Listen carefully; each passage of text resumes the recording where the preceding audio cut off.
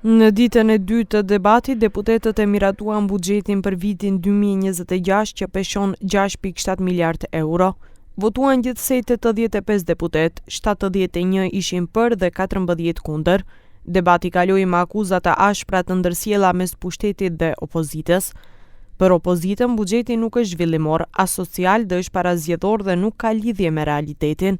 Për pushtetin, megjithatë, buxheti është zhvillimor dhe evropian dhe sjell cikël të fortë investues dhe standard më të mirë jetese për qytetarët.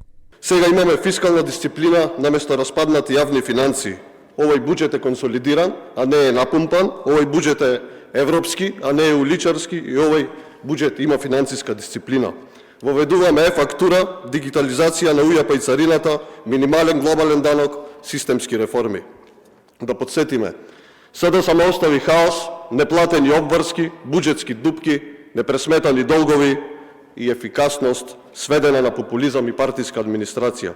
Живееме во различна димензија, која зборувате ова трета економија, и читајте Швајцарија е 42, Германија 47, и да почнеме да ги жалиме швајцарци и германци како живеат. Пошто ние овде не да ги донесеме овде во државава за гревота, како живеат тие, нека дојдат во Македонија. Таа е различната димензија. Јас зборувам за тоа што е бројка е реално во буџетот.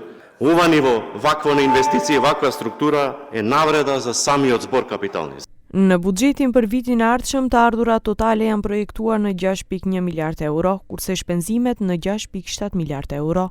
Deficiti buxhetor është planifikuar në 638 milion euro, ose 3.5% të brutoprodhimtarisë vendore së planifikuar. Për investime kapitali janë projektuar 658 milion euro, pritet e rritje brutoprodhimtarisë vendore prej 3.8%, inflacion prej 2.5%.